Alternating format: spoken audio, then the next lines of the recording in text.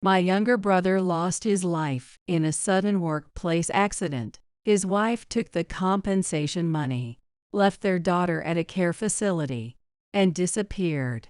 My husband and I decided to adopt my niece and raise her as our own. 12 years later, the mother who abandoned her child came back to see her, now a popular young woman. My name is Beatrix, and I'm 47 years old. My husband, Zeph, is the same age, and we were high school classmates. This is the story of my family and me. Neither of us went to college. Zeph went to culinary school, and I attended a vocational school to become a child care provider.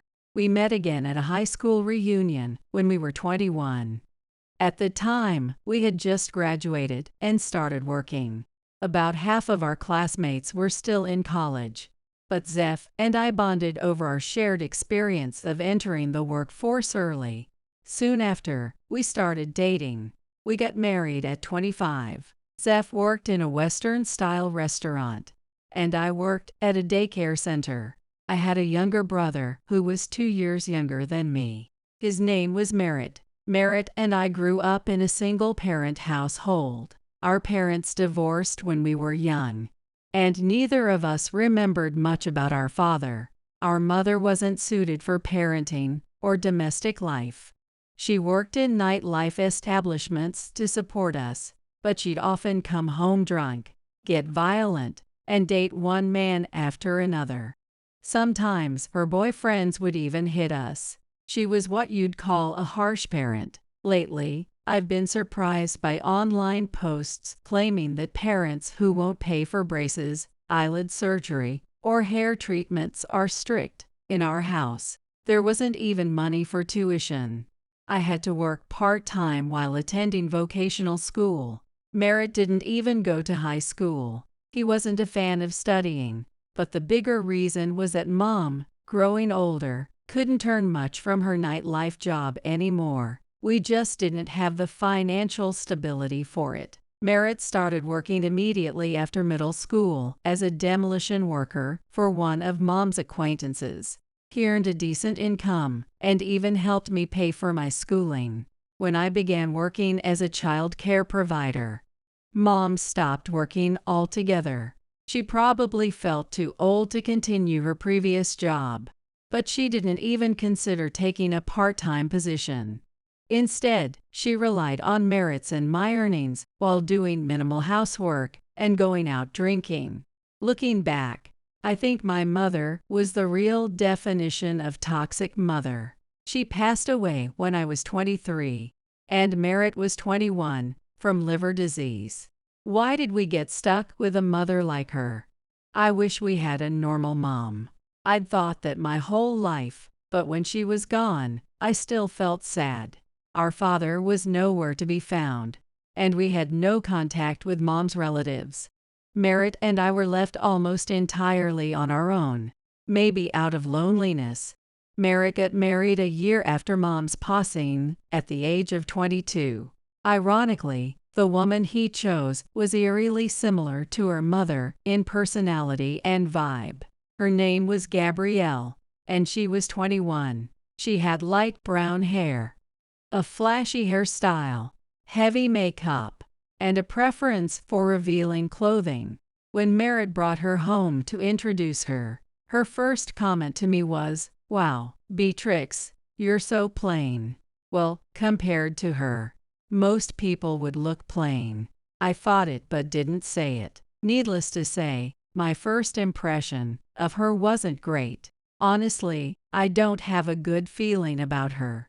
I told my brother truthfully, "Yay, she's flashy, but she's actually pretty devoted." He replied, "Well, if you're happy, that's all that matters," I said, deciding not to press the issue further.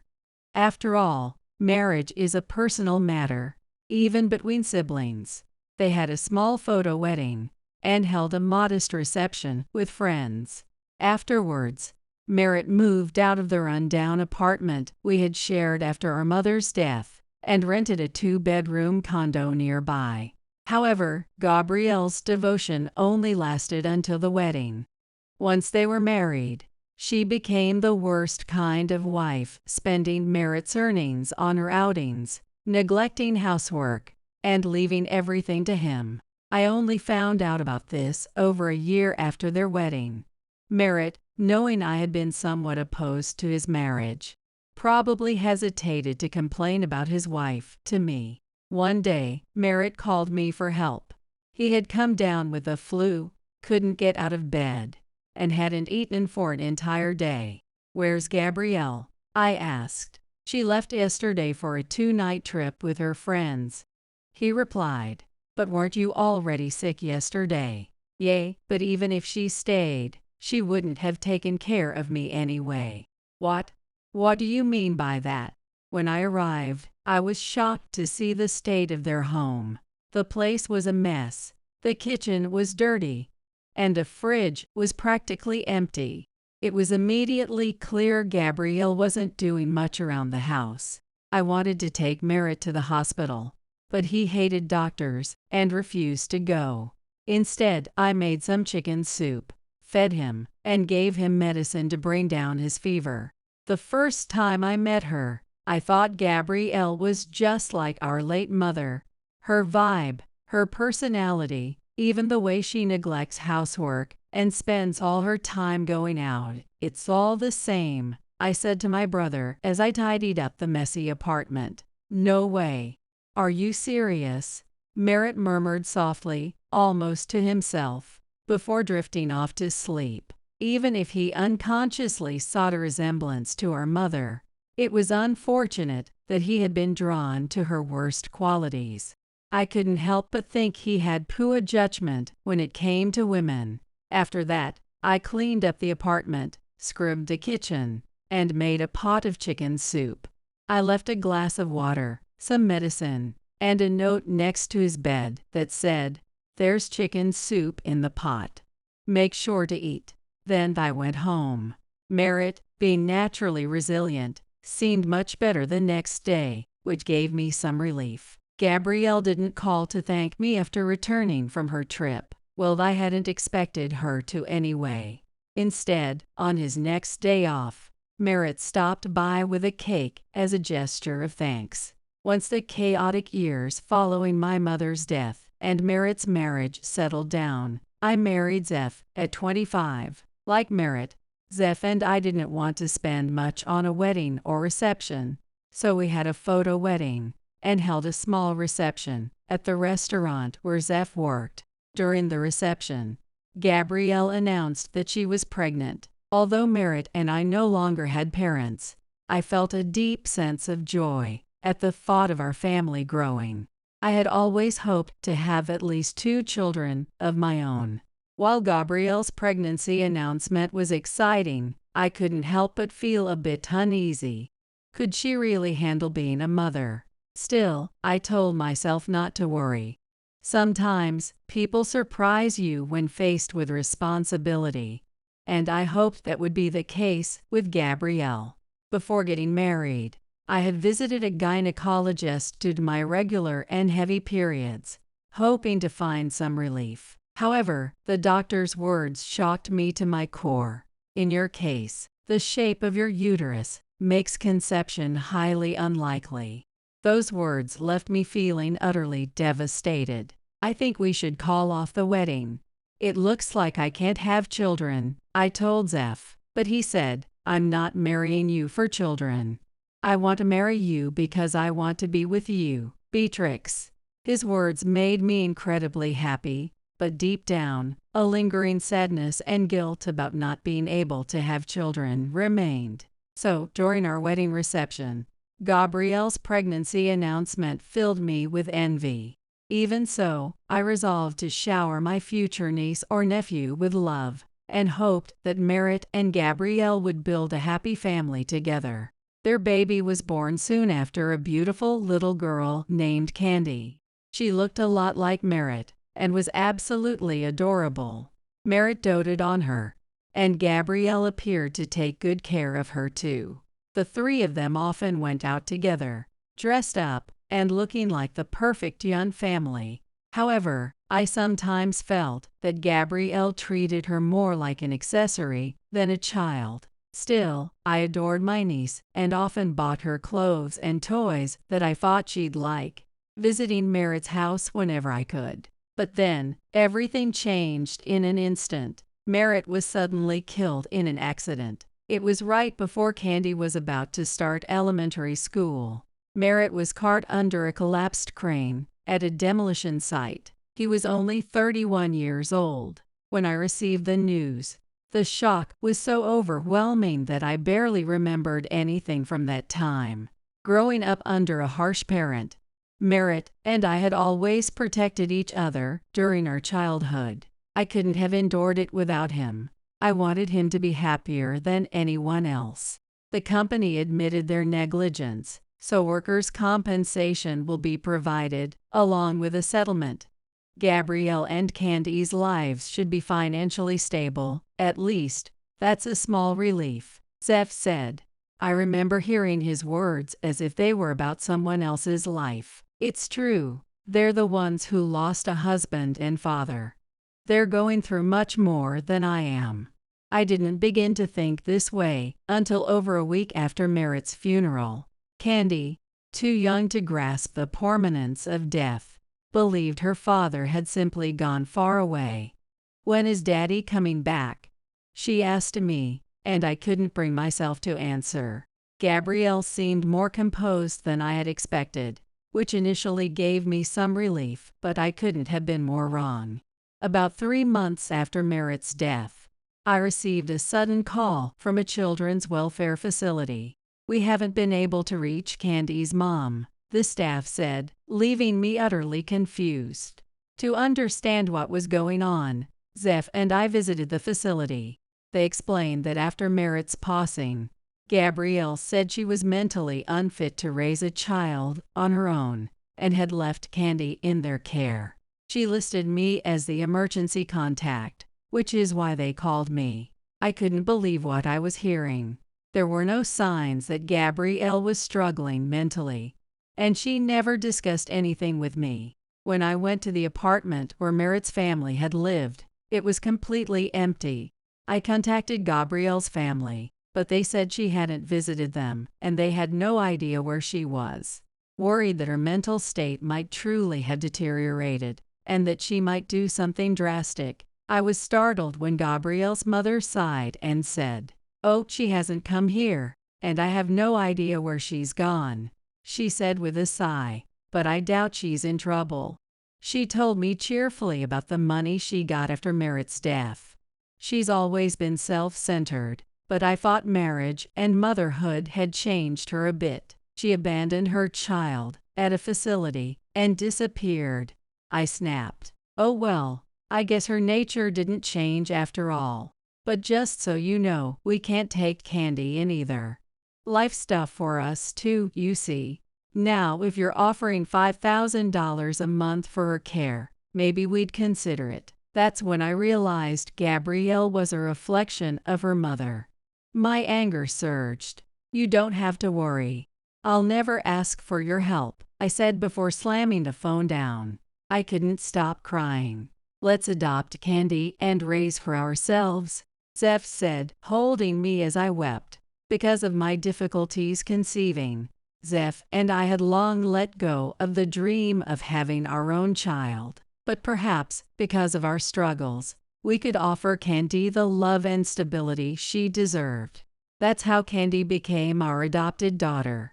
Having adored her since the day she was born, becoming a family felt natural. At first, Candy would ask, "Did Mommy go to be with Daddy? Are they coming back together?" When her questions broke our hearts, but over time, she stopped asking. It seemed she began to understand that her father was never coming back. I showed Candy photos of Merritt as a child and shared stories about him. "Daddy was your little brother, wasn't he?" Candy asked one day. "Yes, he was. I loved him very much," I replied. "I loved Daddy too," Candy said with a sad smile. Then she murmured something that caught me off guard. "But I like you more than Mommy." "What?" I asked, startled. Mommy always made me wear clothes I didn't like and took me places I didn't want to go. And when she was in a bad mood, she was mean to me. I remembered how Gabrielle often dressed Candy up and paraded her around. I used to think she treated her like an accessory. But Candy wasn't an accessory, she was a little girl, a human being. After living together, I realized Candy preferred sporty, comfortable clothes over frilly dresses with lots of ruffles. "What do you mean by mean?" I asked gently. "Sometimes, after Daddy scolded her, she'd pinch me when he wasn't looking," Candy said quietly. "That's awful. Why would she do that?" I exclaimed, unable to hide my shock. "Usually after Daddy told her to clean up or cook dinner," Candy explained. "That was 100% Gabrielle's fault. And yet, she took her frustrations out on a child. And you know what?" Candy added. "Your food tastes better than Mommy's. And Uncle Zeph's food is even better." Her words brought tears to my eyes. Zeph's cooking was professional level, so even I couldn't argue with that. "Well then," I said with a smile, "how about I cook your favorite dinner tonight? Want to come shopping with me?" "Yes," Candy said excitedly. Despite the emotional scars, we gradually built a peaceful life together. By the time a year had passed, Candy began calling us Mom and Dad. Then one day, a miracle happened. Well, maybe calling it a miracle is a bit much, but it felt like one. After being told it was nearly impossible for me to have children, I found out I was pregnant. Maybe living with Candy had somehow triggered something in my body. Perhaps a shift in my hormones. I didn't know, but I was overwhelmed with joy. "Does this mean I'm going to have a little brother or sister?" Candy's face lit up with excitement at the news, but quickly darkened. "Will I become unwanted if I have a little brother or sister?" she asked hesitantly. Her question caught me completely off guard. "Why would you think that? That's absolutely not true," I said, my voice louder than I intended. "At the place I stayed before coming here, the other kids told me, your mom abandoned you. You're not wanted." Apparently, the children at the care facility had said such cruel things to her during her short stay there. Children who are hurt by adults sometimes pass that hurt on to others. It's heartbreaking, and something that should never happen. "Candy, you're not an unwanted child. It's your mom who wasn't a good adult. Some adults make mistakes, but you are not a bad or unwanted child," I said firmly, pulling her into a tight hug. Candy hugged me back and said, "I'm going to be a good big sister." When I was 33 years old, I gave birth to a healthy baby girl. Her name was Franny, a name that Candy chose. Candy adored her little sister, who was 7 years younger, and took great care of her. Life wasn't easy, but I continued working within my limits during the pregnancy. After Franny was born, I was fortunate enough to bring her to the daycare where I worked, allowing me to care for her while continuing my job. Candy would come to the daycare after school and play with the children, bringing joy to everyone there. Zeph, too, worked tirelessly. At 35, he opened his own Western-style restaurant. Time flew by as we enjoyed our busy but happy lives.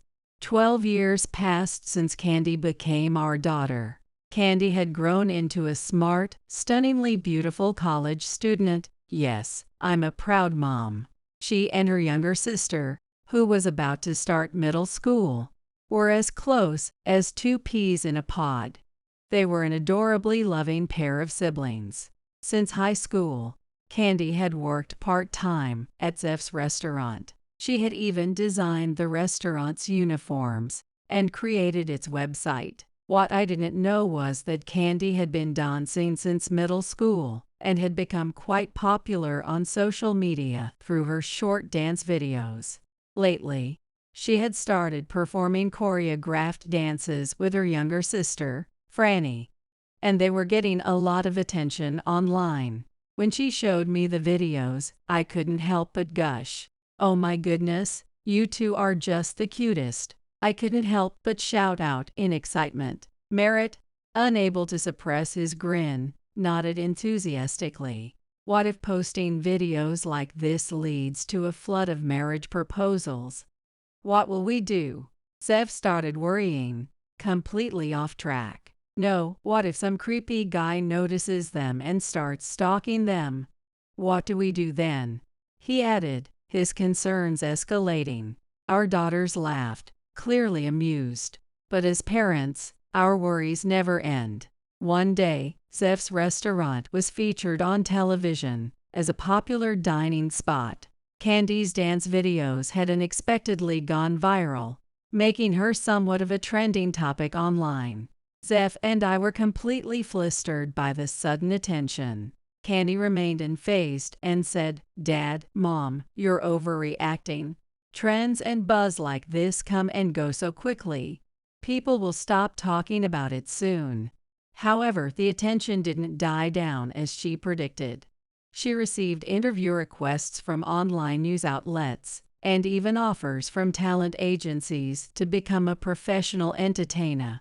Candy began to feel conflicted about her future and what path she should take. "I was thinking about studying social work in college and pursuing a career in that field.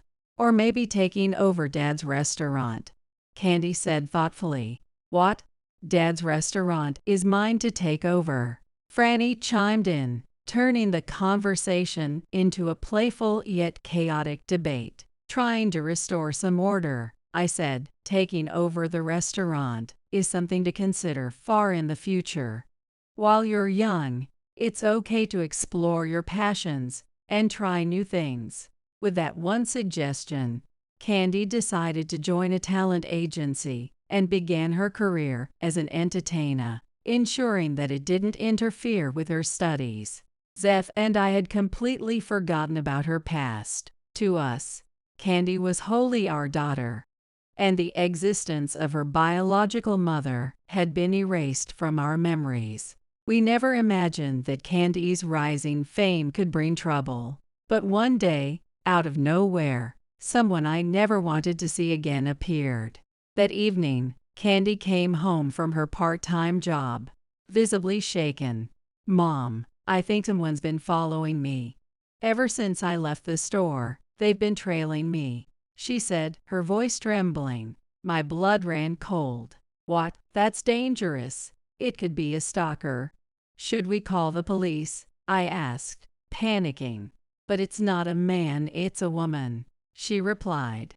"A woman," I said, completely confused. Just then, the doorbell rang. Standing at the door was a woman who looked noticeably older, though her flashy hairstyle and heavy makeup hadn't changed. However, her clothing was shabby and unkempt. "You're Gabrielle, aren't you?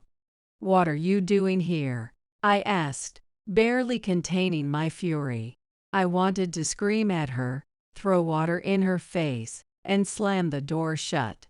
But before I could act, Gabrielle ignored me entirely and turned to Candy, who was standing behind me. "Oh, Candy, you've grown so much.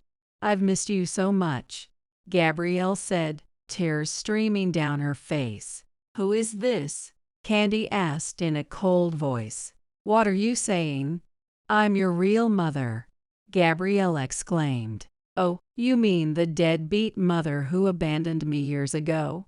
"Yay, I've heard about her," Candy said coldly. "What?" Gabrielle stammered, clearly taken aback. She must have expected a warmer reception.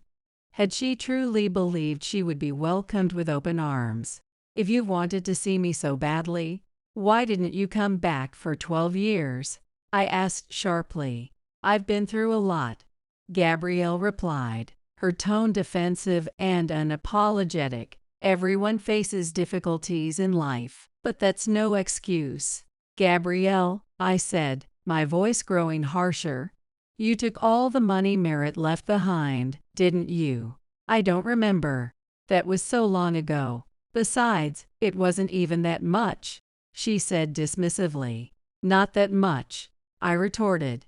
According to Merritt's company, there was around $1 million from the workers' compensation and legal settlement. That money was meant to cover raising Candy until she became an adult. I didn't want Candy to hear this, but she was old enough now, and this was a matter that directly concerned her. $1 million, Candy said, visibly shocked. That was calculated based on Dad's hard work, his lifetime earnings, and what was needed to raise me. It wasn't money for you to squander all by yourself, was it? Candy asked, her voice calm but piercing. I was grieving. I lost him, and it broke me, Gabrielle said weakly. Oh, I see. And that grief forced you to dump me at a facility and run off with the money. Candy shot back, her tone dripping with sarcasm. How dare you? You have no idea what I went through. How can you talk to your mother like that? Gabrielle yelled, trying to assert authority. What struggles could this woman possibly claim? I remember it clearly, Candy said. Right after Dad died, you were happily shopping like you didn't have a care in the world. You cried fake tears to the staff at the facility, acting like you were so miserable. And then you waved at me and said, "See you," before disappearing. This was the first time I had heard this story from Candy. My anger boiled over, and I felt like my head was going to explode. That's ridiculous. You must have dreamed it up. Children make up stories all the time. Gabrielle stammered, her voice shaky. I couldn't hold back any more. You abandoned your own daughter, took all the money. And who knows what you spent it on. Now that the money's gone and your daughter is famous, you show up here to mooch off her. Is that it? I shouted. What? She's my daughter. Isn't it natural for a child to take care of their parent? Gabrielle fired back, her voice filled with indignation. If that's the case, then isn't it natural for a parent to love and care for the child they gave birth to? I yelled, my fury spilling out. Without another word, I grabbed the pitcher of iced tea from the fridge and threw it directly in Gabrielle's face. How dare you? Gabrielle cried, stumbling backward in shock. If you don't leave my doorstep right now, I'm calling the police, I said coldly. Before I could say more, Candy stepped forward and continued, Goodbye, old hag. Franny suddenly shouted from behind us, startling me. Go home, you witch, she added, her voice defiant and fearless. Gabrielle, drenched in iced tea that had soaked through her cheap white blouse, turned and fled, practically running away. Afterward, as we cleaned the soaked entryway, I laughed and said to Franny, calling her a witch was spot on. But you shouldn't say that outside, okay? Franny grinned, but Candy's face fell. I can't believe I came from someone like her, she said sadly. I felt a pang of guilt and sadness. I wish I could have been the one to give birth to you, I said, my heart heavy with emotion. As I was thinking that, Franny suddenly said, Candy and I are Merritt and Beatrix's kids, that witch has nothing to do with us, and hugged Candy tightly. I wrapped my arms around both of them and said, That's right. You're both our precious children, mine and Merritt's. At that moment, Zeph came home. He was stunned to see his wife and two daughters crying and hugging each other in the middle of a water-soaked entryway. He had no idea what had happened. We thought that getting rid of Gabrielle had put an end to the ordeal, but we couldn't have been more wrong. From that day onward, hateful comments began flooding Candy's social media accounts, her talent agency's official website, and even Zeph's restaurant page.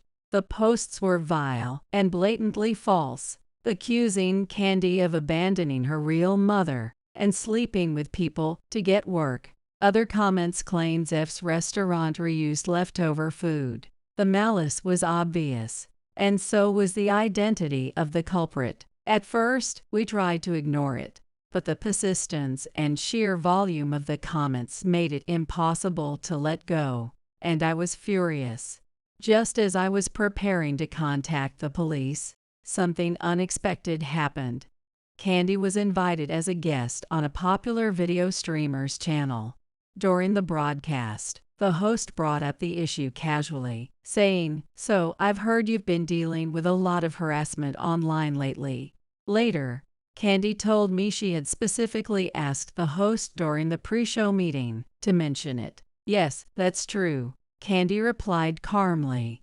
"The accusations are completely baseless and untrue. But here's the shocking part. The person behind those posts is actually my biological mother." "What?" The host was visibly stunned, and I could imagine the audience was just as shocked. "I hate even calling her my mother," Candy said. "She's the woman who gave birth to me. After my dad died in an accident, a significant amount of compensation money came through. She took that money, abandoned me at a facility, and disappeared without a trace.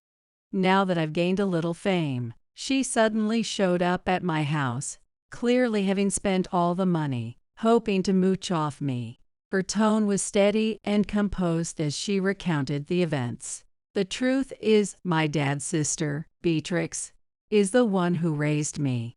To me, she and her husband, Merritt, are my real parents. Honestly, I'm grateful I wasn't raised by that so-called mother. My life is better because of it." Hearing this, I felt tears well up in my eyes. Zeph, sitting beside me, was also misty-eyed. Franny, on the other hand, clenched her fists and cheered quietly. "Yes, go, Candy, tell them more." She continued. "She showed up out of the blue, claiming she'd always wanted to see me. Well, Beatrix, Franny, and I managed to send her packing, but now, out of spite, she's been writing all these disgusting comments everywhere. It's been a huge nuisance, and I just want it to stop. So, everyone watching, please don't believe any of those lies." The host responded with admiration. "Well, thank you for sharing something so difficult. No one's going to believe those comments after hearing this." Candy smiled and said, "It's fine. I know there are people out there struggling with toxic parents, but because my biological mother was the way she was, I had the chance to be raised by Beatrix and Merritt, who are my real parents, and to grow up with my amazing sister Franny. I'm genuinely happy with my life now." Zeph and I broke down in tears, overwhelmed with emotion, and even Franny wiped at her eyes with her hand. The video from Candy's interview went viral, and a group of justice-driven viewers took it upon themselves to identify the person behind the hateful comments and publicly shame her. Gabrielle, driven by her craving for attention, had posted heavily edited selfies on her social media accounts, making it easy for people to connect the dots.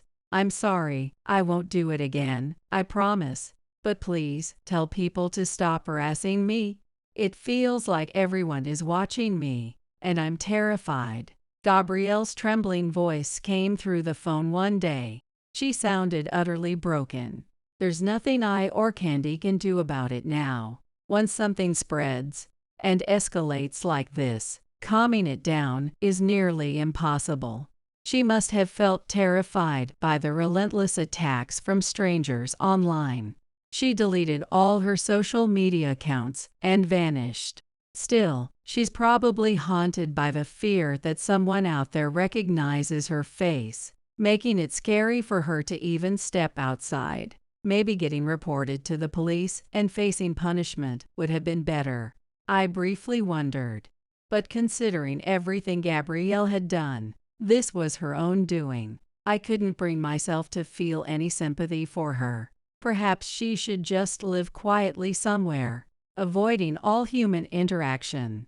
Or maybe if she took off her makeup, no one would even recognize her, I thought with a twinge of malicious amusement. Candy had posted a comment on her own social media account.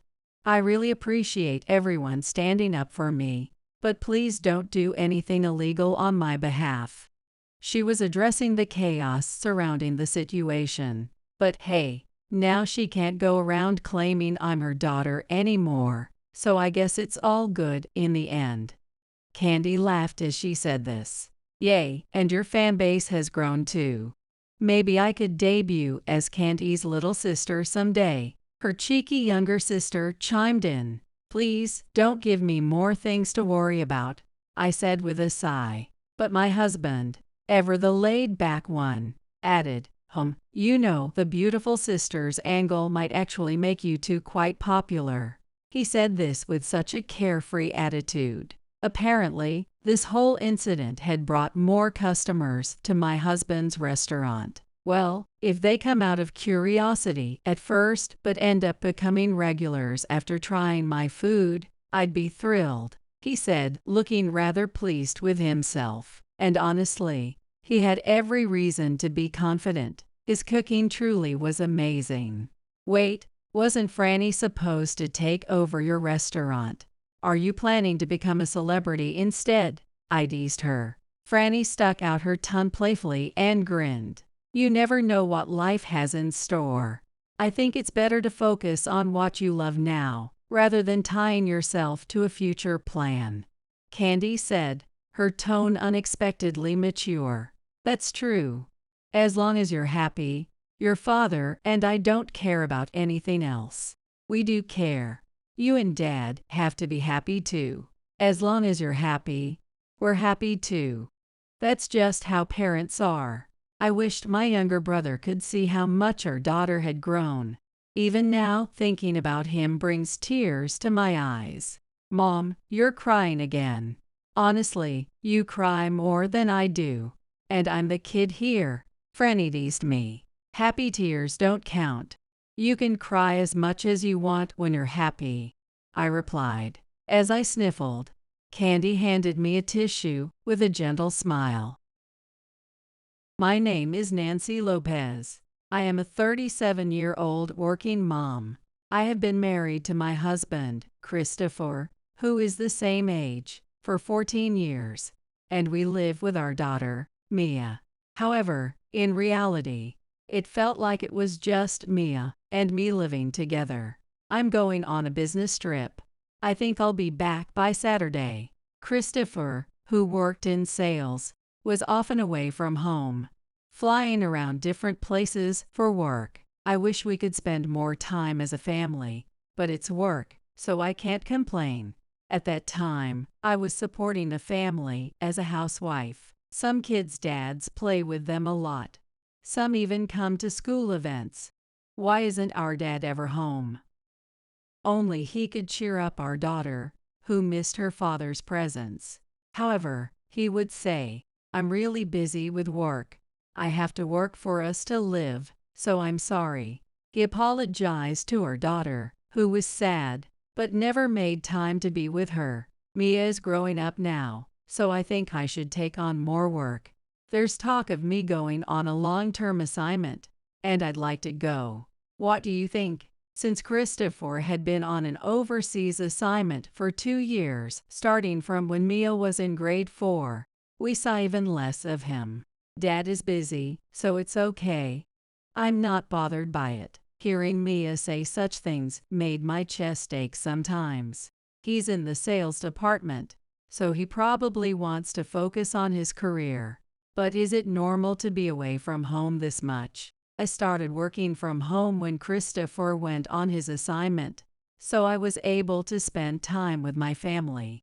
Thus, I gradually started questioning Christopher's frequent absences. I have a job that I can do from home, so maybe our levels of business are just different. He is working hard for us, so I shouldn't have complaints. I tried to convince myself it was due to the nature of his job. One day during Mia's spring break, before entering middle school, "I'm going on a business trip this week. I won't be back for a week." When confirming his return, as usual before his trip, "Next month is your best friend's due date, right?" I smiled as usual and revealed the real reason Christopher lied about his trip. Christopher was taken aback by my unexpected comment, his face stiffening in surprise. He was having an affair with my best friend since childhood, Ava Thompson. I had discovered this just a few days earlier. It's great that it's sunny today. I want to see as much as I can. That day, I had taken Mia on a day trip to a tourist spot far from home. I'm glad she's happy. I hope this becomes a memorable experience for her last year of elementary school. I wish we could come here again with Christopher. We haven't been on a family trip since Mia was in kindergarten. Maybe we can go on one trip as a family again sometime. Christopher wasn't back from his assignment preparations yet, so when I asked, that day, I have work? Sorry, I can handle the move preparation alone, so just focus on having fun with Mia.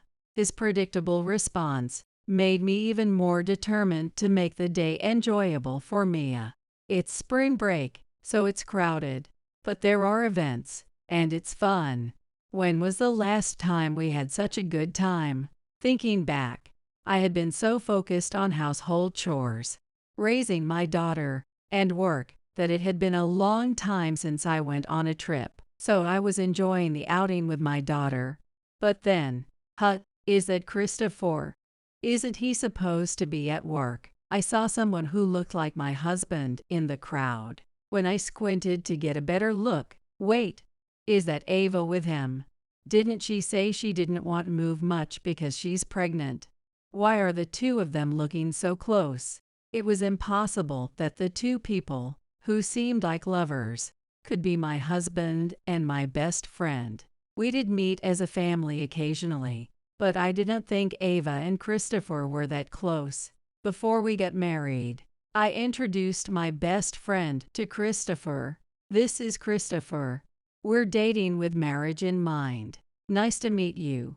Nancy and I have known each other since elementary school. Nancy can be a bit laid back, so I feel reassured that she's with someone as reliable as you, Christopher. Oh, Ava, it's not that big of a deal. You two really get along well. Up until the early days of our marriage, the three of us would occasionally have meals together. How's married life? Any troubles? Nothing to worry about. Exactly. Nancy handles the housework, so I can focus on work. I'm really glad I got married. Thank you, Nancy, for always taking care of everything. You two are really close. I'm glad there's nothing to worry about. Even then, things were friendly, but kept at a certain distance. Besides, Ava always seemed to prioritize work over relationships or marriage. I heard she's been seeing someone for a long time, too. Maybe it's just people who look like them. I wanted to believe it was just a resemblance. Hey, Mom, isn't that Dad and Ava? Wasn't Dad supposed to be at work today? My daughter's shocked words made it clear it wasn't just a mistake. Should I go over and check? But if it really is them, what should I do? While I was hesitating, the two disappeared into the crowd. Even after that, the scene lingered in my mind, spoiling what should have been a pleasant trip. I'll check into it. Mia. Maybe it's just people who look like them. Since my daughter was also curious, I decided to find out the truth. Yay, you're right. I asked my daughter to keep quiet until I could confirm things, and began looking for clues.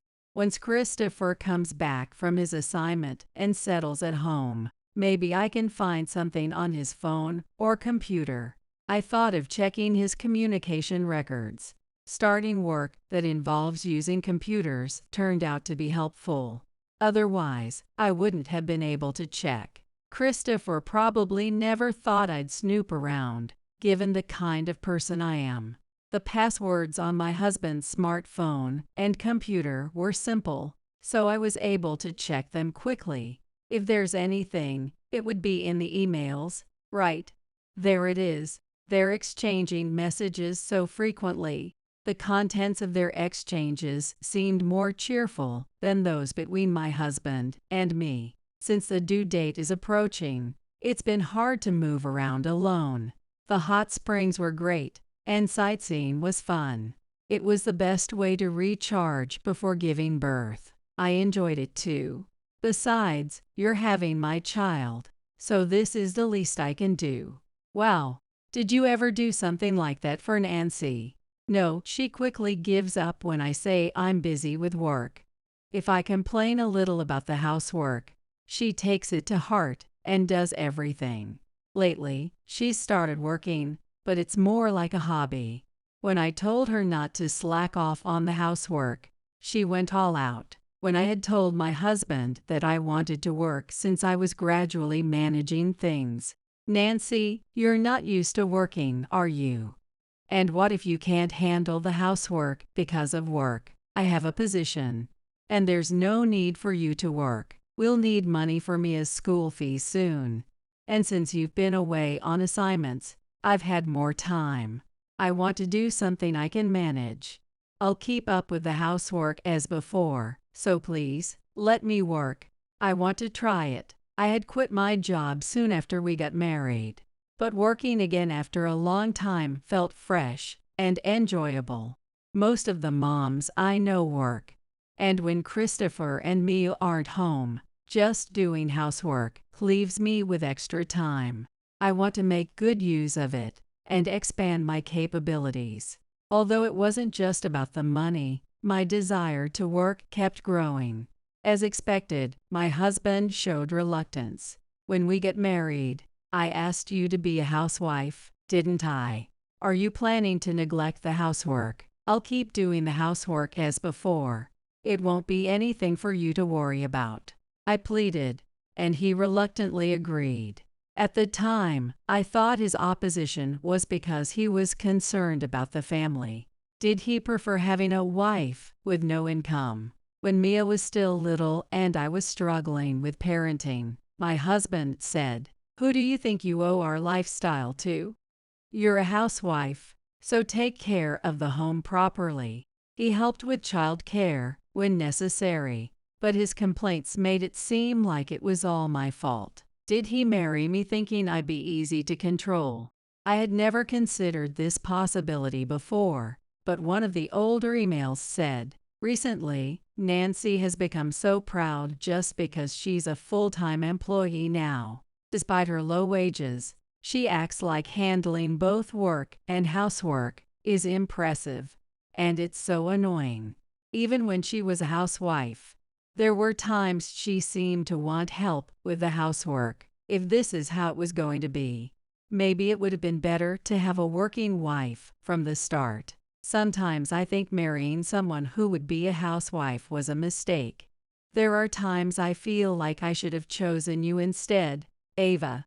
It's hard to say if you'd have been as successful in your career if you had a working wife. Do you love me that much? Being with you makes me feel relaxed and rejuvenated. And since the tests show it's a boy, right? Daughters are adorable, but I've always wanted a son. I was thrilled when I found out you were pregnant, but knowing it's a boy made me even happier. I want to restart married life with you. I'd feel more secure with you around for the parenting, and it would be better for the child. I'm in favor of becoming your wife, Christopher. Nancy doesn't know about the affair, so why not make up some excuse and get divorced? After the divorce, we'll need to make sure the affair isn't suspected, or we might have to pay alimony. If you go on another assignment and then register the marriage there, wouldn't that work? That sounds great. Being with you is enjoyable wherever we are, and avoiding the label of an affair keeps our image intact. If I say I don't want to see my ex-wife and daughter because I'm heartbroken, people might believe it. Everyone would feel sorry for you, which would be perfect. I realized that they had been having an affair since before our marriage, mocking me all along. The utterly despicable exchanges between the two, whom I had trusted, almost brought me to tears. You were with Ava all along, both of you mocking me. And yet, Christopher still married me. We vowed to support each other. And Ava's child is Christopher's. Just because it's a boy. This is terrible. A few months ago, I met with my best friend, bringing my daughter along, and she had announced her pregnancy. We've been together for a long time, but work came before marriage. It was like a common law relationship, and now I'm pregnant with his child. I didn't know you had been with someone for so long. Wouldn't it be tough to raise a child in a common law relationship? Wouldn't it be better to register the marriage? Yes, we're considering it for the baby's sake. But he was very happy, so there's nothing to worry about. He agreed to get married. Seeing your married life, I always admired it, and I'm really happy. I see, that's great. Congratulations. Do you think it will be a boy or a girl? I can't wait to find out. Yay, I just hope the baby is healthy. I congratulated her, marveling at her growing belly, never suspecting that her partner was my husband. She said it was like a common law relationship because he couldn't get married since he was already married to me. From the way Ava talked, it seemed like they'd been together since before my marriage. And it fits with this. What were they thinking? Having an affair. And if they were planning to marry Ava, they must have been thinking about divorce from back then. Even when Mia was born, he celebrated and played with her at times. I had regular interactions with my best friend, including with my daughter, so it was hard to believe she was secretly having an affair with my husband, even though my husband wasn't home much and complained about housework. It's your birthday today, right? Happy birthday. I can't be there because of work, but have a good time together. Thank you for taking the time. I thought he cared about us even though he was busy and couldn't always be there. I thought that celebrating our birthdays meant he cared about the family, even if he was often irritable due to stress. But it was just to avoid suspicion about the affair, not out of concern for the family. His busy schedule wasn't because of work. It was to see Ava. I had noted his business trip schedules in my planner. And from the emails, the days he claimed to be on business trips coincided with the days he met Ava. I don't want to believe it, but it's the truth. Not everything was a lie, but the fact that he could do such a thing shows he didn't care about the family. For now, I'll take photos to keep as evidence. The shock of discovering the affair left me barely able to think, but I took the evidence anyway. The next day, when my husband mentioned another business trip, I secretly checked while he was asleep. The baby's due next month, right? It's a time when it could happen any time, so I'll come over and help with the housework. That way, you can be at ease. Really, I'm so happy. With the baby in my belly, I can't see my feet well, and walking is scary. It's such a relief to have you with me. I'm looking forward to it. Reading this, I felt numb but took a photo of it, facing my husband, who casually lied about his work. You care so much about Ava, telling me not to make you do housework, but helping her with it, preferring a son over a daughter. This is too much. Reaching my limit, I couldn't hold back and exposed everything. I know you've been meeting Ava under the pretense of business trips. I can't live with someone like that anymore. You want to live with Ava and the baby, right? You thought you could divorce me and remarry without being caught. Well, I won't let that happen. You'll pay alimony, and we'll get a divorce. I had already explained the situation to my daughter. Mia, it's shocking, but Dad has been having an affair with Ava. Are you okay with us getting divorced? Yes. I always thought it was because of work, but it turns out he was lying. He was rarely home, and I hated how Dad ignored you when you were so busy.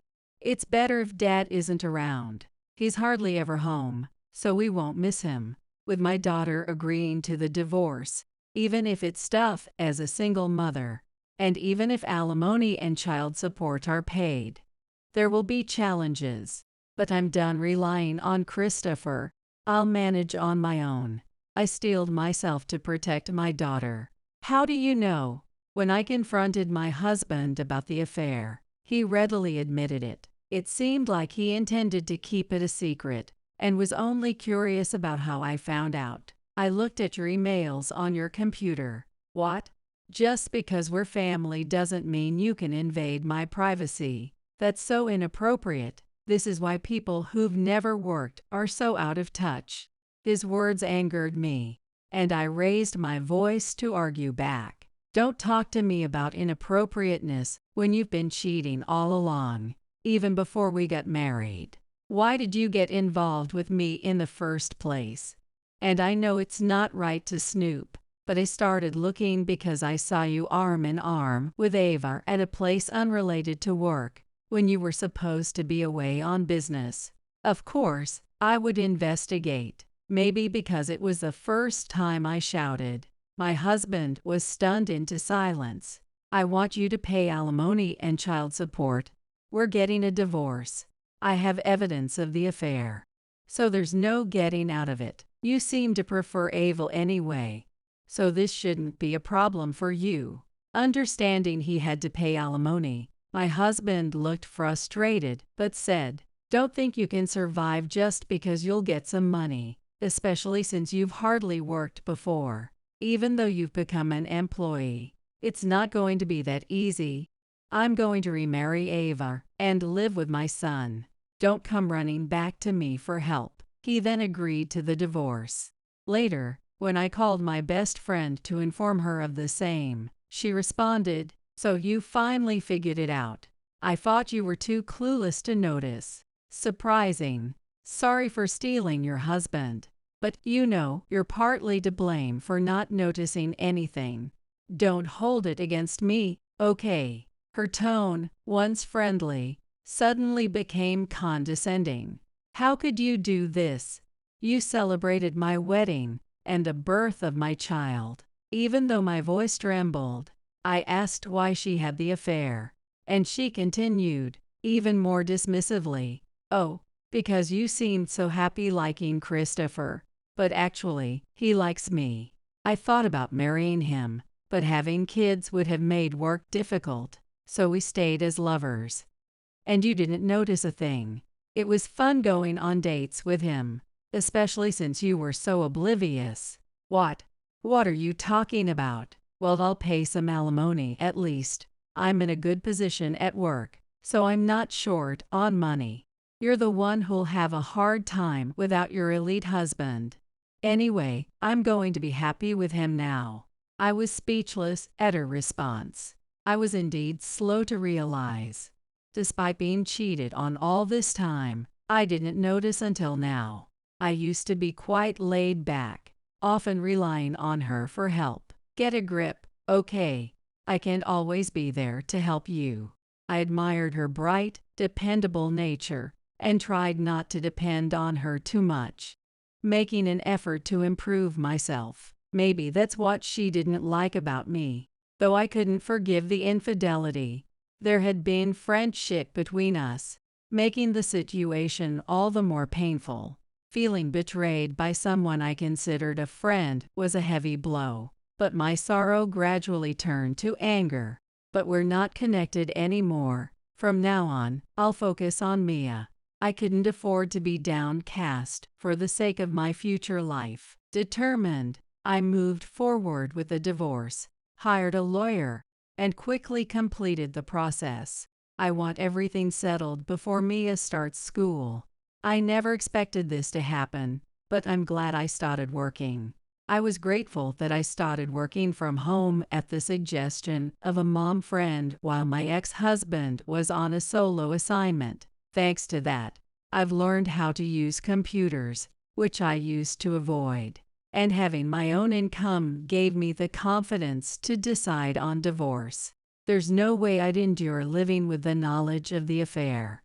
It's a good thing I didn't end up divorced without a job. Although my income isn't much compared to Christopher's, I can just work more to increase it, since my daughter had already been helping with chores. She said, "Mom, you're going to focus on work now, right? I'll try harder to help with chores so you can feel at ease." After the divorce, she eagerly took on more household tasks, making it seem like we could manage our lives well enough, which brought some relief. Still, it's frustrating to think they're both hardly bothered by having deceived us all this time. They seem untroubled about paying alimony, given their high incomes, and even with a child to raise, they don't seem to care much. Perhaps they'll feel regret if we're able to enjoy life without Christopher, though I felt unsettled by the prospect of them finding happiness after their affair. I soon learned that this wasn't the case. Now we're officially married. I'm so happy you are my wife. Let's raise our soon-to-be-born child together. Though they registered their marriage right after the divorce, full of happiness. What a demotion! Why now, all of a sudden? Their affair had been discovered at work, leading to their demotion. This can't be happening. What if rumors about me spread around the office? I'm on maternity leave now. But what if people distance themselves when I return? How did this get out? Was it because we remarried so quickly? But a demotion this soon. Both had been progressing steadily in their careers. But this incident had closed those doors. Furthermore, the alimony turned out to be more than they expected. We can't afford to pay this much alimony when our income has dropped. How are we supposed to manage our lives now? Alimony is this expensive, and we have to pay child support too. We've got a son on the way, can't we be excused from this? They were now struggling with finances, and neither their parents nor relatives were willing to help upon learning of the affair. This is bad. I'm about to give birth, and they won't even lend us a hand. We'll go bankrupt if we keep paying alimony and child support. Don't they feel sorry for the child we're about to have? Feeling cornered, they reportedly showed up at my parents' house. We can't keep living like this. Even if the baby is born safely, we'll struggle to care for it. Please, let us speak with Nancy. Please, give us her contact information. They wanted to ask me to stop the alimony and child support payments, and had come to find out where I was. Naturally, my parents were furious. Christopher, you were married to Nancy and had a daughter, yet you kept having an affair. It's only right that you were demoted. Nancy always supported you, busy as you were with work, and yet you didn't work or uphold the household. Continuing the affair, shame on you. And you, Ava, claiming to be her friend while having an affair with her husband. This is the result of your actions. You must pay the alimony and child support. Angry, my parents chased them away. This is truly a troublesome matter. You live not too far from the old house, right? Be careful not to run into them. If you do, let us know immediately. We'll handle it. Sorry for the trouble, and thank you. Hearing from my mother about their situation, I was exasperated by how they hadn't anticipated the fallout from their affair. Once divorced, we're strangers, and there was no need to tell them where I moved. I've handed over any interaction with them to my lawyer, erased their contacts, and even changed my email address and phone number, just in case. I thought it was a bit much, but I'm glad I did. Though they hadn't finished paying yet, the two seemed to regret their affair. They'll probably try to avoid paying by making excuses. But with Ava's parents, and my mom angry at them, they might figure out a way to pay eventually. Even without relying on alimony, I have my income, so as long as they don't show up here, it's fine. Living cautiously after my mother's message, I found out that the incident of the two showing up at my parents' house had become the talk of the neighborhood. Weren't they close? Is it true that Ava stole Nancy's husband? That can't be right. How could she do something like that? Word spread among our former classmates that my best friend had been having an affair with my ex-husband. They got married, but now they're struggling. Didn't you marry the husband you stole from your best friend? Your struggles are your own doing. Don't get involved with us anymore. Bye. Wait, help me. My former best friend was abandoned by our mutual friends as well. In this situation, we can't pay alimony. Nancy has people to help her, so she doesn't really need us to pay. Right? We have to live without anyone's help from now on. Do you even care what happens to our child? Despite their reluctance, both of their parents were furious. You acted friendly with Nancy while having an affair. What were you thinking? Take responsibility for your actions. You used to be so close, yet you had an affair. It's lucky you weren't fired for it. Pay the alimony properly.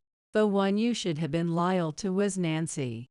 Yet, you were unfaithful even before marriage. You left everything to Nancy under the guise of being busy with work while you were having an affair. Don't joke around. Pay the alimony already. Nancy was such a good wife, and Mia is a good child. Did you have no sense of responsibility as a father? At least pay the alimony and child support. Finally, after being scolded by their parents, they paid the alimony. Thank goodness. All the divorce-related procedures are finally complete. Hearing this news from my lawyer brought me relief. My daughter was about to enter middle school. With the changes in classes and club activities in middle school, it was good to have this settled beforehand. Though the divorce commotion had taken over her break, "Mom, how about this piece of furniture? It's cute and looks easy to use."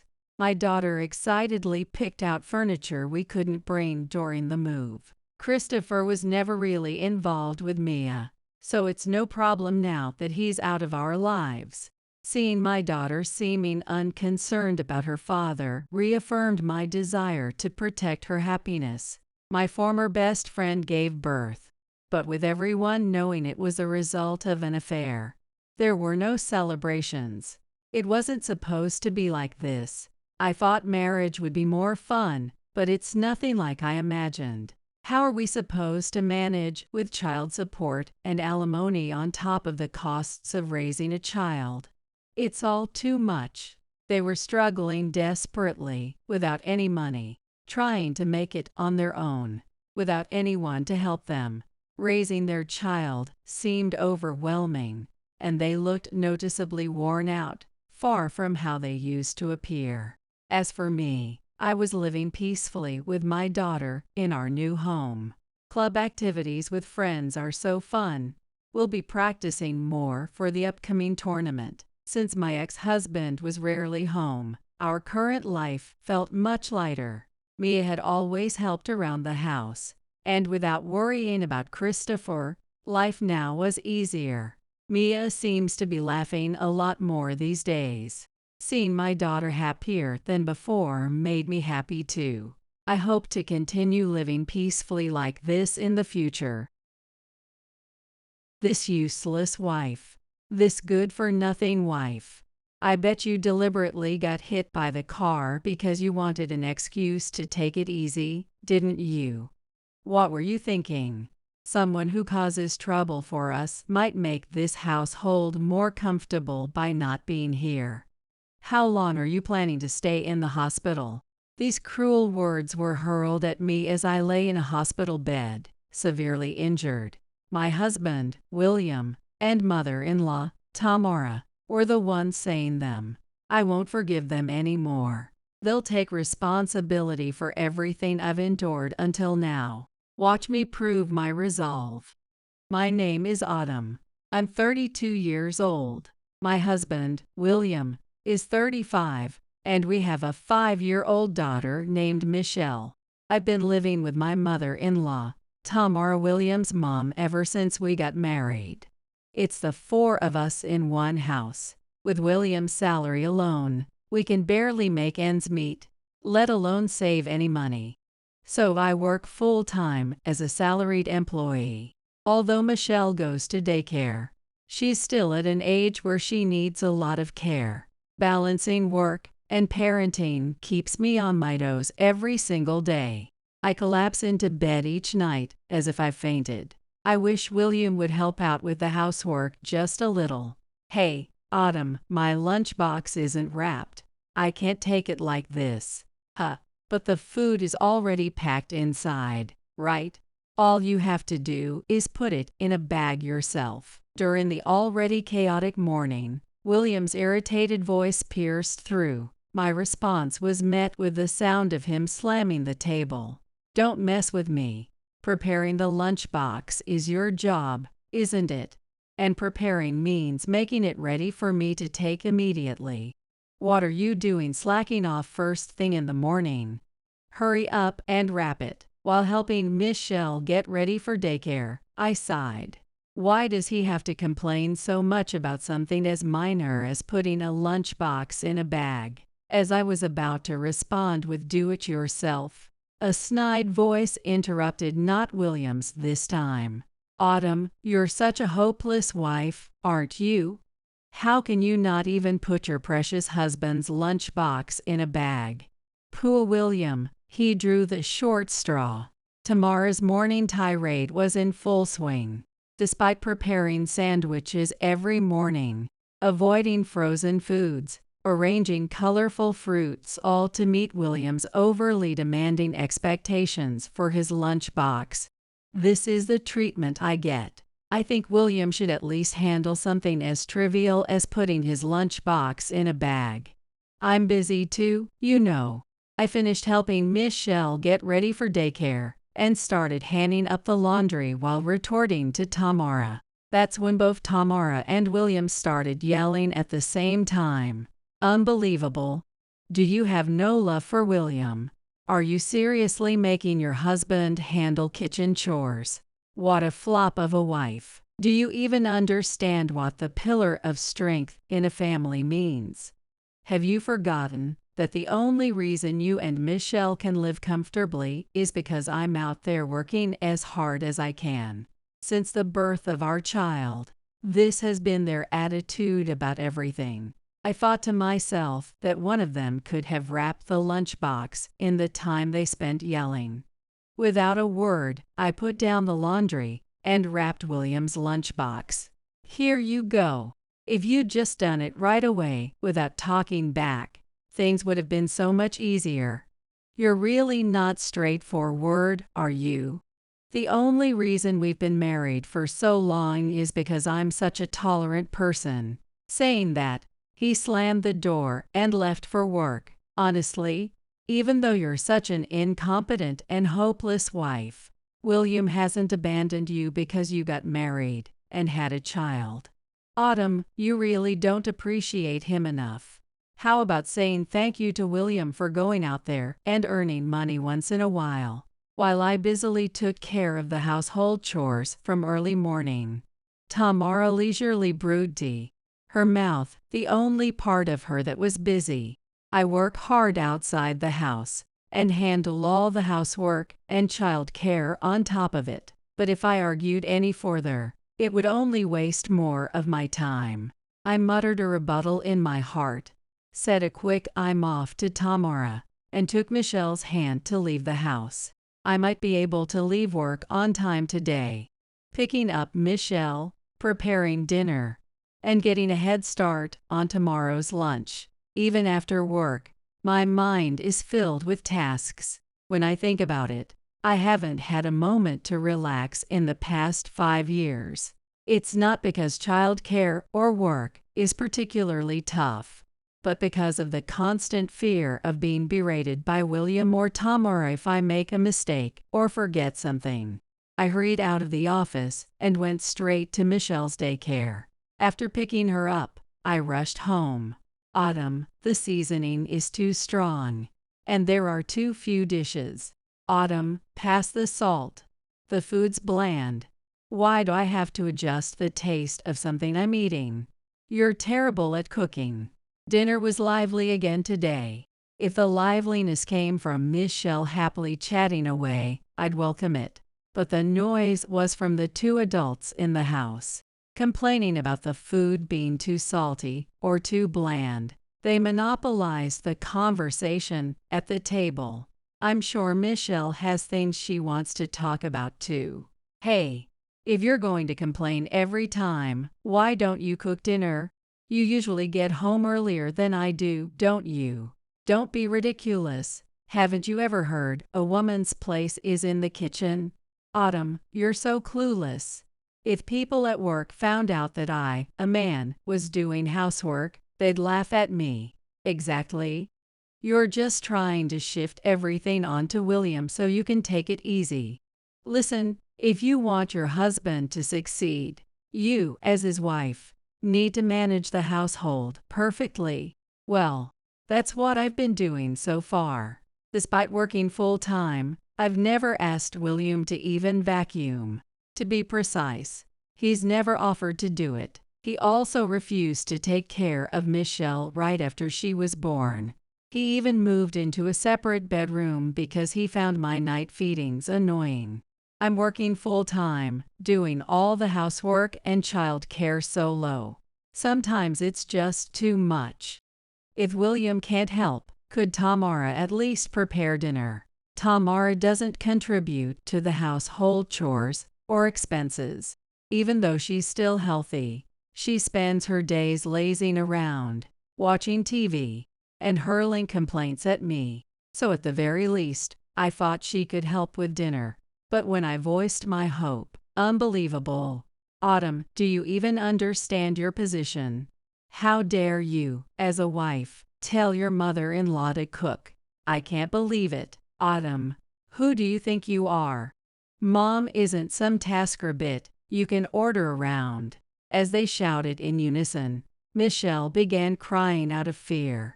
I'm sorry, sweetheart. That must have scared you. I quickly tried to comfort her, but neither Tamarin or William paid her any attention. They continued eating their dinner with annoyed expressions and left the dining table without even clearing their plates. William used to be such a kind person when we were dating, and even up until my pregnancy and childbirth. But after I gave birth to Michelle and he realized I couldn't easily leave, he gradually started showing his true colors.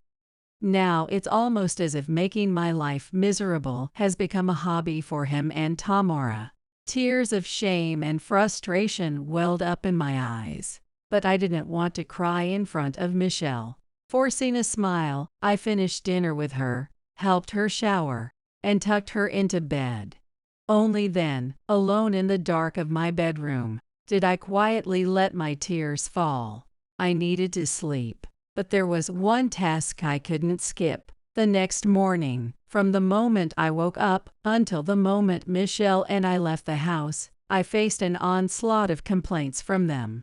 Everything felt so meaningless. No one was willing to help me. No one appreciated my efforts. Lost in these negative thoughts, I was waiting at a red light on my bicycle when a car, failing to make a left turn, slammed into me. I was thrown off my bike and lost consciousness.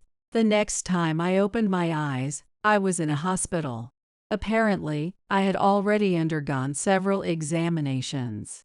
Thankfully, there was no brain injury, but I had broken a large bone in my leg. The doctor explained that I would need surgery and at least 2 weeks of hospitalization.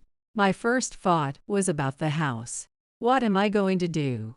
I can't trust William or Tamara to properly take care of Michelle. My chest tightened with anxiety just as the hospital room door swung open. William and Tamara entered. You look fine to me. What a hassle it was to deal with all the hospital paperwork. William scoffed, looking at me with the usual disdain even as I lay there wrapped in bandages. Beside him, Tamara let out a shallow laugh. Autumn, you're so clumsy. If you'd been careful, this wouldn't have happened. You probably threw yourself in front of that car just to get out of work, didn't you? Poor driver had to deal with you. That might be true. She's always whining about how hard housework and her job are. How dare you? Why would I intentionally cause an accident that resulted in this kind of injury? I choked back tears, clutching my aching body. as William sighed deeply again. Yay, yay, poor you. At least all you have to do is lie there and complain about the pain. Meanwhile, we're stuck doing all the extra work, dealing with the hospital, calling the daycare for extended care. We're the real victims here. Exactly. I'm starving, and there's nothing to eat because Autumn didn't even bother to prepare meals in advance. At least cook dinner before getting yourself hit by a car, you useless woman. Actually, with how useless she normally is, maybe it's better if she doesn't come home. Things might be more comfortable without her. How long will this hospital keep her? You've got to be kidding me. These two, they don't even acknowledge that I've been handling everything around the house. To think they'd say such things. I was too shocked to respond. William, emboldened, laughed crudely and aimed his phone at me. Oh, you actually look like a sick person with that pale face. Let me snap a photo to commemorate this. He took my picture with a sneer, then left the room with Tamara. Alone, I sat in silence, stunned. That's how they treat me after all I've done managing the house, my job, and raising Michelle. I get it now. No, I've known it all along. The only question was when I'd admit it to myself. They're not my family. They're bandits, stealing every ounce of my happiness. It's time to break free from this misplaced sense of duty. From now on, I'll take action to find happiness for Michelle and me, just the two of us. As I lay in the hospital bed, my foggy mind worked hard to come up with a plan for life after discharge. Thankfully, I had kept a diary even on the toughest nights, anticipating that a day like this might come. It was finally going to serve its purpose. Eck, what are these crutches? They're such a nuisance. When I returned home after surgery and rehabilitation, Tamara's shrill voice greeted me. I'm so sorry, Tamara. I really am a failure as a wife to inconvenience you like this, I said with a smile as I set aside the crutches I had borrowed just in case. Tamara scoffed. What's with that weird smile? So bland and irritating. She found something to criticize, as always, but I didn't have the energy to care anymore. Following the list I had prepared in the hospital, I quietly and swiftly gathered only the essentials. Dragging my still aching leg, I moved cautiously through the house, collecting my and Michelle's bank books, insurance cards, and basic necessities. I stuffed them into my everyday bag, then informed Tamara that I was going to pick up Michelle, and hurried into a taxi. Relief washed over me as soon as I left the house. At the daycare, the staff mentioned that Michelle had shared details about my time in the hospital. They were fully supportive of my decision to leave the house. Michelle and I took another taxi to a friend's apartment, where we found refuge.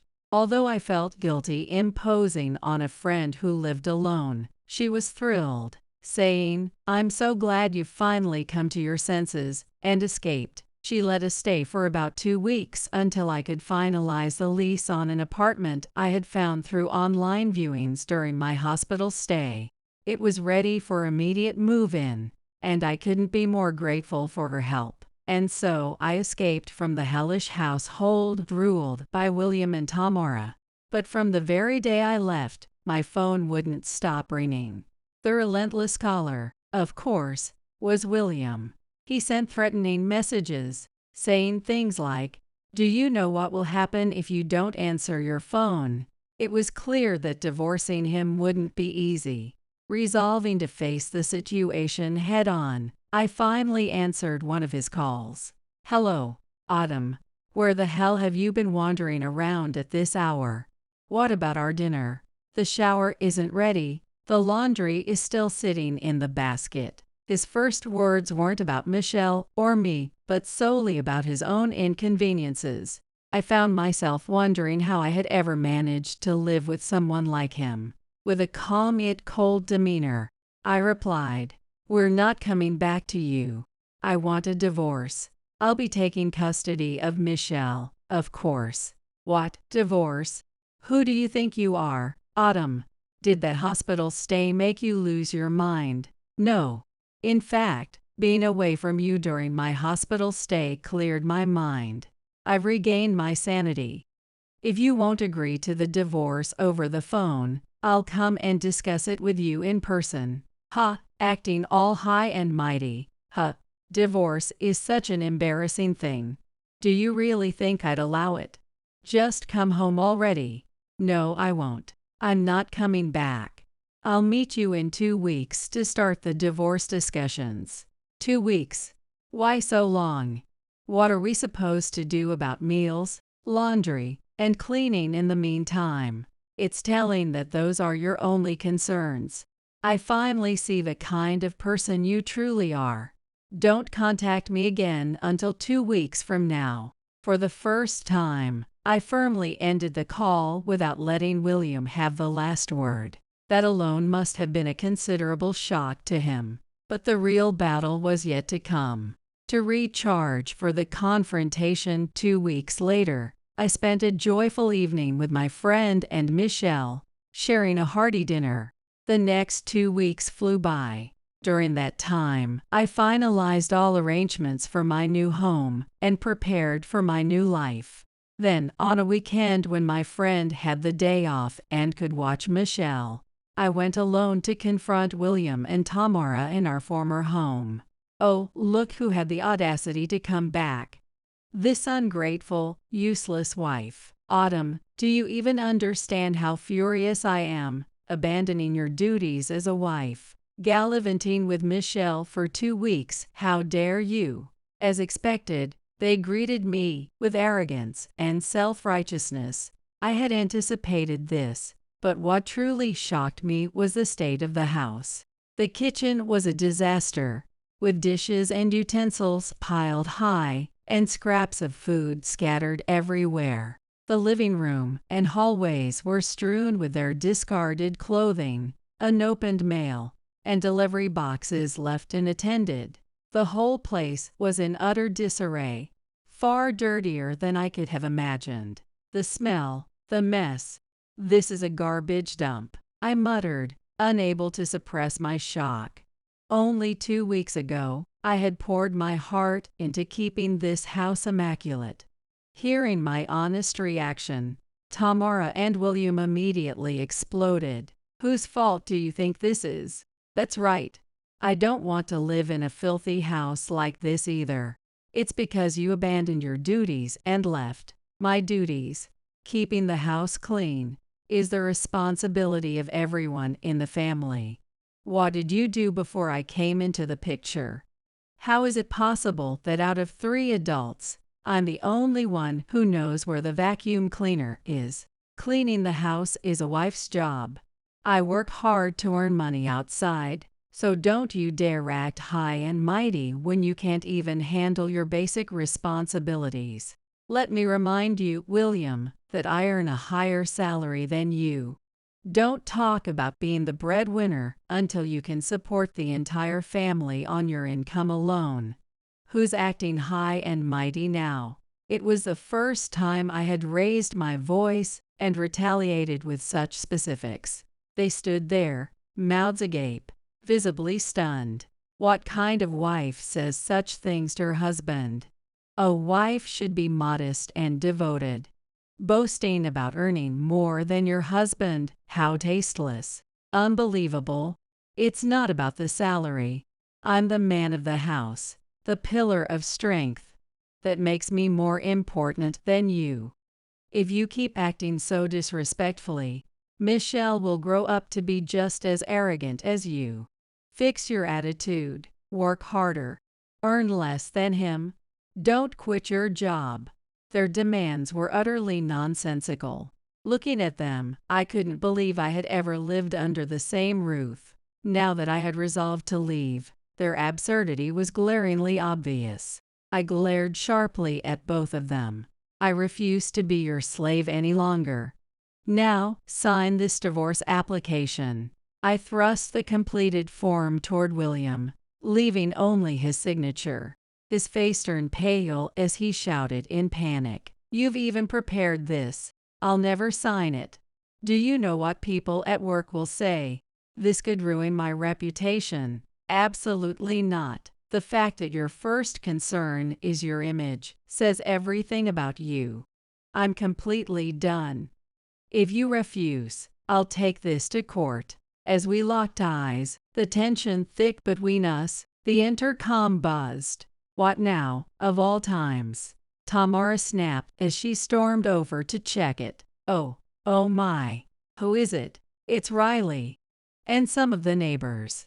Riley lives next door to us. She's a sociable and strong-willed woman in her 40s, with a high school-aged child. Seeing her arrive at our house, leading a group of neighbors, left both Tamara and William visibly unsettled. What's going on? William, the type to prioritize appearances, quickly put on a friendly smile and opened the front door with a flourish. Good evening, Riley, and everyone else, all together. What brings you here? Sorry, but we've had enough.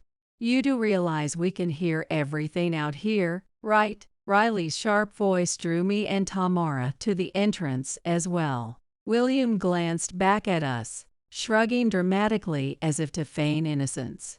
Oh, of course, it must have been noisy. I sincerely apologize. My incompetent wife was causing a scene. She's been emotionally unstable lately, and frankly, it's been so stressful being yelled at daily. I'm sure she's caused trouble for all of you, too. The nerve to spout such blatant lies.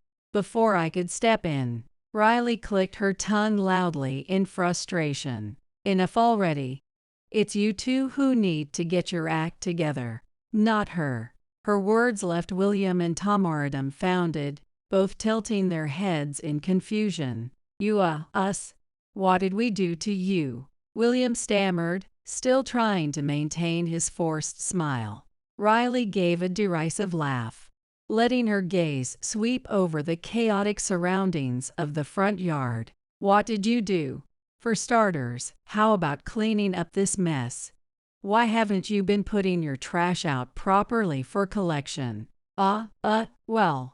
The once confident William suddenly looked flustered. Piled high outside the entrance was a mountain of trash enough to make anyone wonder how they had even managed to accumulate so much in just 2 weeks. It seemed to consist entirely of takeout containers and empty plastic bottles, which made sense given their refusal to cook for the neighbors, though the smell and unsightly heap must have been intolerable. This is all because my wife Autumn has completely neglected her duties. I deeply apologize for the inconvenience. Autumn, come out here and apologize. Oh, stop it. Autumn isn't neglecting anything. She left the house, didn't she? Took Michelle with her. Before I could even express my anger, Riley cut William off again. Hold on, Riley. What are you saying? Autumn didn't leave. William isn't the type of man to let his wife walk out on him. Isn't that right, William? Tamara tried to smooth things over with a nervous laugh, but Riley shut her down with a cold stare. Don't even try to deny it. Everyone knows Autumn and Michelle are gone. Autumn used to greet me every morning while taking out the trash and cleaning the front yard. I saw her every day, rushing to pick Michelle up, hauling groceries on her bike, always busy but always polite. Riley exchanged nods and affirmations with the other neighbors, their expressions filled with solidarity. Tears welled up in my eyes.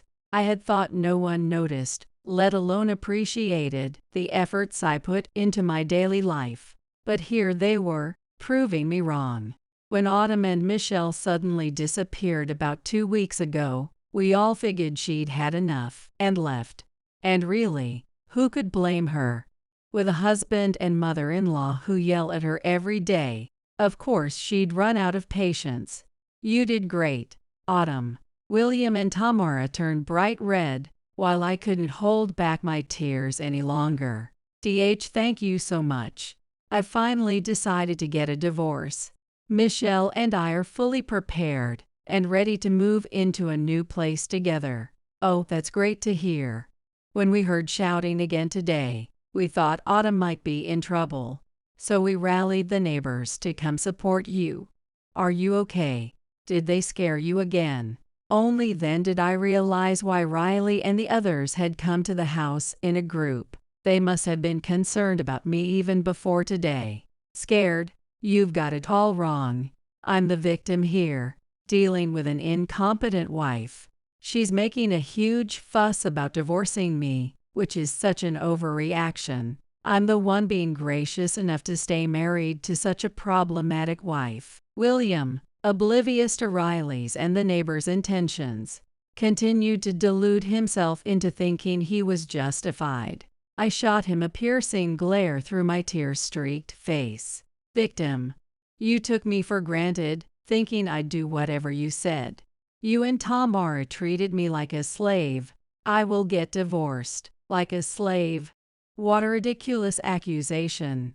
All I've ever done is try to teach you how a proper wife should behave. And this is how you repay my kindness. You have such a twisted personality, Autumn. Exactly, Autumn. A wife should respect her husband. If you can't manage even the basics, you won't survive out there on your own after the divorce. William and Tamara, desperate to avoid the divorce, kept shouting nonsense. Riley and the neighbors looked at them with thinly veiled disdain, some even chuckling. Oh, come on, give it a rest. Don't you two realize you're infamous in the neighborhood as the worst husband and mother-in-law? Everyone avoids you. We all hear you screaming at Autumn every day. We're infamous. And no way. William, who cared deeply about appearances, visibly deflated. Tamara's face turned pale as well. It's true, even from next door. It was terrifying to listen to. Honestly, if there's a divorce trial, I'd gladly testify in Autumn's favor. Riley shot me an encouraging look. I nearly cried again, but I held it in and gave her a determined nod. I've documented every instance of verbal abuse over the past 5 years in a diary. I even have recordings. I've also kept records of the financial exploitation. My lawyer says it's more than enough evidence to win a divorce settlement and compensation. That's great news. Aim for $20,000, $30,000. We're all rooting for you. William looked utterly stunned, his eyes widening so much it seemed like they might pop out of his head. He stepped toward me in a panic. Wait, a lawyer? Seriously, $30,000? I can't afford that. Oh, but we have our savings as a couple, right? There's that whole thing about splitting assets in a divorce, isn't there? We can use that. Sorry, but your salary was far too low, and Tamara constantly splurged on food and clothes she wanted. Our savings are practically gone. When I calmly explained, William started trembling visibly. What? No way. I worked hard. Mom, did you spend all that money? Gee, give it back. No, that's not my problem. This is your divorce issue. It has nothing to do with me or compensation. Autumn, why did you keep such detailed records for 5 years? If you hated our behavior, why didn't you just say so? This is such a sneaky move. Even now, William showed no remorse. I confronted him directly, refusing to back down. What are you talking about? I did tell you how I felt, but neither you nor Tamar ever listened. For 5 years, you kept hurling insults at me. The pain I've endured over those years isn't something $30,000 can fix. But if money is the only way to settle this, then I'll accept $30,000. So pay up, you deadbeat. My anger left William and Tamara slumped on the floor, muttering faint apologies and promises to reflect on their behavior, their words barely audible. Riley, looking down at them with the neighbors, couldn't help but laugh. What pathetic people. Absolutely. I endured all this because I thought even a dad like him might be better than none until Michelle became an adult. But now I see having someone like that around is far worse. And Tamara too. I never want either of them involved in our lives again. When I declared this firmly, Riley and the neighbors applauded, encouraging me. And so I successfully divorced William and severed all ties with them, who had verbally abused me for years. Unsurprisingly, William and Tamara had to move out of the house they'd been living in. The reason? They couldn't bear the judgmental stares from the neighbors. The two of them, who had such high opinions of themselves and looked down on others, couldn't stand the fact that everyone around them knew they had bullied a wife into leaving, only to face a divorce trial with a hefty compensation claim. However, William had a low salary, and Tamara was unemployed. The type of property they could afford to move into was predictably limited. They ended up cramming themselves into a small apartment, where arguments erupted daily between them. William, unable to handle the stress, began taking it out on his subordinates at work. He had always had a reputation for being overbearing, but his behavior worsened, prompting complaints from his subordinates to the company. As a result, he was transferred to a branch office 2 hours away by train. Even then, he couldn't afford to move closer due to financial constraints, and he had to keep paying me child support and the settlement. Quitting his job wasn't an option. Every day, he commutes while cursing his misfortune, wondering, how did it come to this? As for Tamara, she wanted to restore her lowered standard of living and decided to take a part-time job. But for a nearly 70-year-old who hadn't worked for years, every day at work was filled with scoldings and frustration. Her inflated pride was crushed repeatedly. Although I think it's a well-deserved lesson for her, after her grueling shifts, she has to return to the apartment where William waits, scheming to kick her out. Tamara likely wants to live apart from William, but she has neither the money for a move nor the knowledge of how to go about it. The two of them are now stuck together in mutual resentment, and as someone who is no longer connected to their mess, all I can do is laugh from afar. Meanwhile, Michelle and I are fully enjoying our first taste of peaceful daily life, with no more complaints, snide remarks, or verbal abuse. I now have plenty of time to spare, and I no longer waste energy on unnecessary stress. Work and house chores have become genuinely enjoyable, and I'm discovering how much fun they can be. We can go anywhere we want, and I've been able to spend time with friends who supported me during the divorce, including Riley. Most of all, what makes me happiest is that Michelle has started expressing her desires to me. She must have been holding back out of consideration for me, seeing how William and Tamara mistreated me. I hadn't realized until after the divorce that I had turned her into such a quiet, obedient child over those 5 years. Now our meals together are filled with laughter and cheerful conversations, a stark contrast to before the divorce. I hesitated to divorce because I didn't want Michelle to grow up without a dad. But it wasn't until William was gone that I could truly focus on her. From now on, I want to make up for those 5 years of restraint and worry by living a happy, loving life together with her.